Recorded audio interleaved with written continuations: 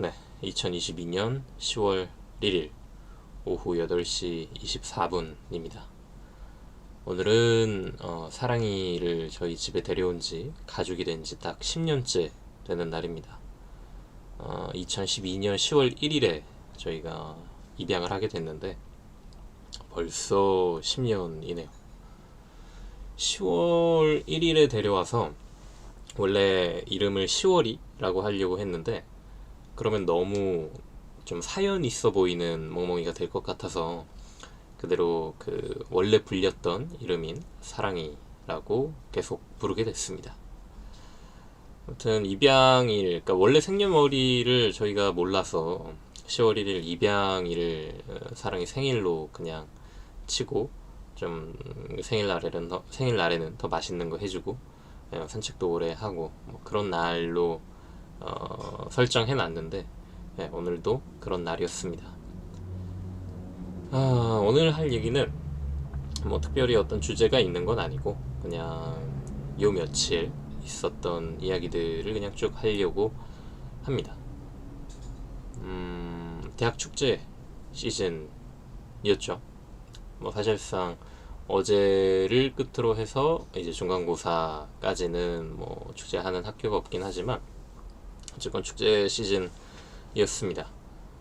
건대는 중간고사 끝나고 그 다음 주 10월 말에 하게 되는데 보통 이 9월 말, 9월 마지막 주에 보통 2학기 축제가 몰려 있죠. 제가 이사를 지금 상월공역 근처로 왔고 그래서 고대가 일단 가깝고요. 그리고 고대보다 더 가까운 곳이 경희대, 외대. 걸어서 한 20분, 빠르게 걸으면 15분 정도면 갈 수 있기 때문에 이번에 외대 그리고 경희대 축제를 다녀왔습니다. 금요일에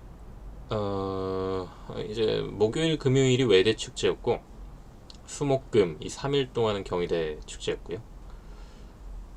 사실은 그 이번 주에 살짝 좀 심란한 일이 있어서 축제를 갈 수 있을까 싶었는데 금요일 날에는 그냥 집에 있기에는 너무 뭐랄까 좀 허전하고 또 그렇게 있다가는 멘탈이 좀 좆되겠다 싶어서 그래서 금요일 저녁에 외대 그리고 경희대 축제에 다녀왔습니다.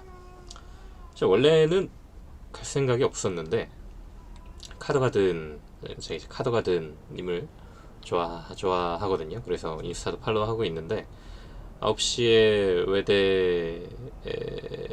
외대에서 이제 공연을 한다는 스토리를 올리셔서 그걸 보고 고민하지 않고 바로 한 6시 반쯤 외대로 향했습니다.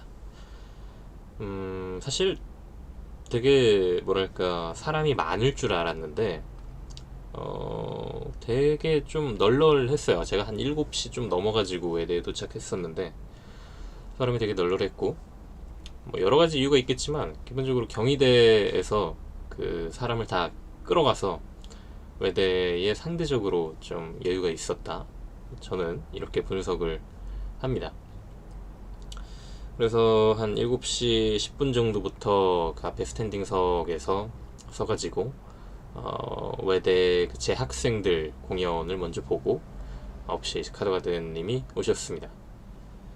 뭐 사실 워낙에 카더가든 노래는 평소에도 정말 뭐 몇 번씩 같은 노래를 몇 번씩 들을 만큼 좋아하기 때문에 뭐 기대를 굉장히 잔뜩 하고 갔죠. 근데 그러면서도 살짝 우려스러웠던 건 사실 어떻게 보면 우리가 축제하면 떠올리는 그런 막 되게 뭐 좀 열광적인 이미지와는 거리가 있는 노래를 하시잖아요. 그래서 뭐 생각했던 것만큼 과연 좋을까라는 우려를 했는데 아주 우려가 무색할 만큼 굉장히 좋았습니다. 그리고 노래 중간중간에 이제 멘트를 섞어서 치시잖아요. 근데 보통 뭐 침착맨 유튜브 나오실 때나 아니면 다른 유튜브 방송 나오실 때 보면 되게 막 농담을 쉬지 않고 하시고 드립도 좀 개드립을 많이 치시는 모습이었는데, 어제 공연 때 이제 중간중간 멘트 치실 때 보면 생각보다 되게 점잖으셨다 라는 느낌을 받았습니다.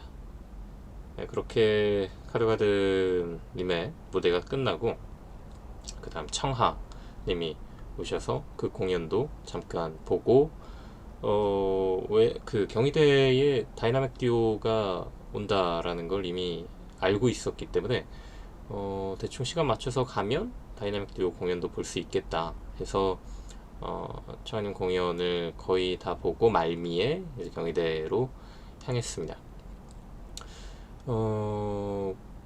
사실 외대에서는 정말 가까이서 봤는데 경희대는 조금 제가 이렇게 두려웠던 건 그 무대가 어떻게 설치되어 있는지는 인스타나 뭐 이런 데 통해서 사전을 봤거든요. 거기도 노천극장처럼 되어 있어서 재학생들만 그 안에 스탠딩석이나 가까운 좌석에 들어갈 수 있고, 재학생이 아닌 경우에는 멀찌감치 봐야 하는데, 이게 워낙에 그 뭐랄까 펜스 앞에서 그 줄을 두텁게 서 계시는 것 같더라고요. 그래서 볼 틈이 있을까라는 우려가 있었는데, 막상 가서 보니까 뭐 그냥 멀리서는 충분히 공연을 볼 수 있는 그 정도 인파였습니다. 그래서 다이나믹 듀오 공연도 봤고요. 사실 이제 다이나믹 듀오의 역사가 굉장히 오래됐잖아요. 그래서 약간 좀 뭐 쇼미더머니 같은데 프로듀서로 나오면 되게 좀 올드 패션 느낌인데, 근데 뭐랄까 굉장히 노장의 힘을 어제 여실히 느낄 수 있었습니다. 일단은 기본적으로 모든 노래를 다 알고 있다는 거, 우리가. 그리고 그걸 따라 부를 수 있을 만큼 가사가 분명히 전달된다는 거. 네. 그래서 아무튼 되게 신났다. 네. 그리고 다시는 다이나믹 듀오를 무시하지 않겠습니다 라는 생각까지 하게 됐습니다. 그래서 어제는 좀 잘 갔다는 생각이 듭니다. 네, 혼자 갔었는데 그냥 집에 있었다면 조금 더 마음이 안 좋았을 것 같은데, 그렇게 축제 가서 좀 그냥 공연 보고 하니까 뭐 그냥 잘 금요일 밤을 넘어간 것 같고요. 동시에 그런 생각도 들었습니다. 이제 건대에서도 축제를 하게 되는데, 원래는 제가 이 학교 축제 하면 개인 부스도 모집을 하잖아요. 뭐 푸드트럭 같은 것도 오고 동아리에서 또 부스를 하지만 그냥 일반 학생들의 부스도 사전에 신청받아서 운영하게끔 해주는데, 그래서 제가 뭐 한 일주일 전에 생각했던 게 붕어빵 구우면 되게 재밌겠다 라는 생각을 했습니다. 근데 이제 뭐 그냥 붕어빵을 굽는 게 아니라 또 제가 생각한 되게 재밌는 컨셉과 뭐 그런 좀 뭐랄까 이벤트성의 어떤 또 활동들도 덧붙여서 하면 되게 재밌겠다는 생각을 했었고, 알아봤는데 이미 개인 부스 그 모집 기간이 끝났더라고요.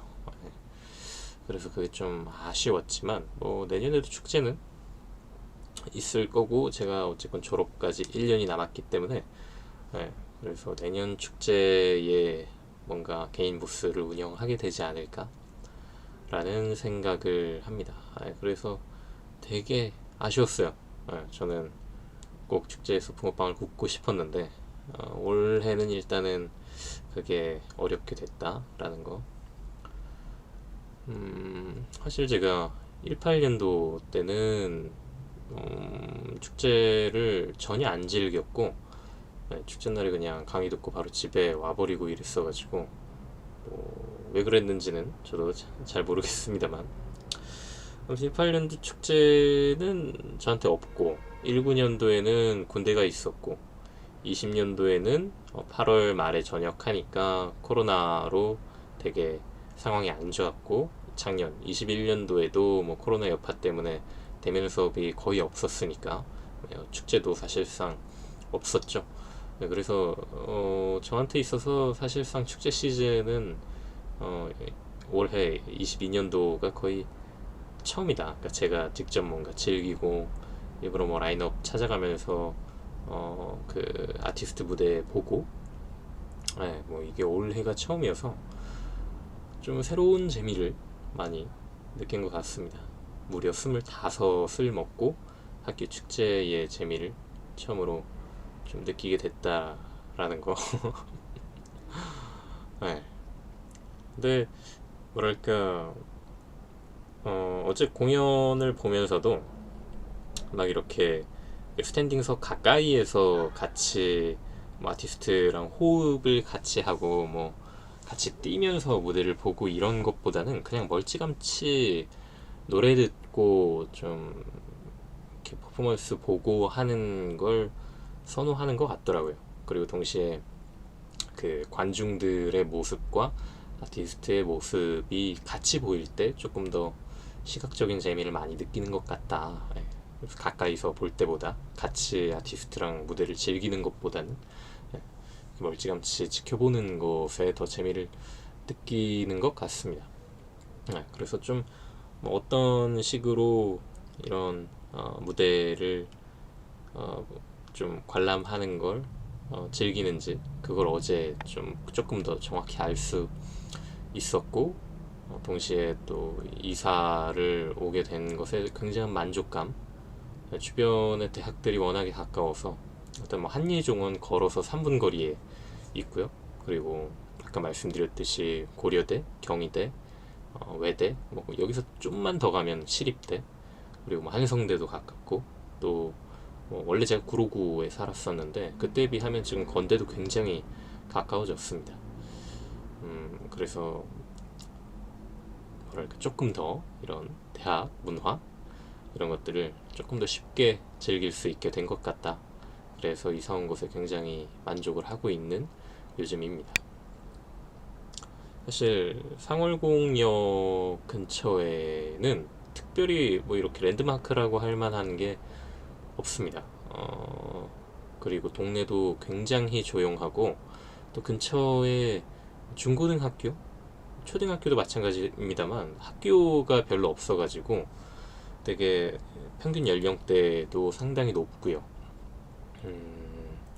그리고 건물이 되게 낮고, 왜냐면 여기 고도 제한이 걸려 있는 곳이어서 건물이 다 낮습니다. 높은 아파트, 뭐 높은 빌딩이 전혀 없는 곳이고요.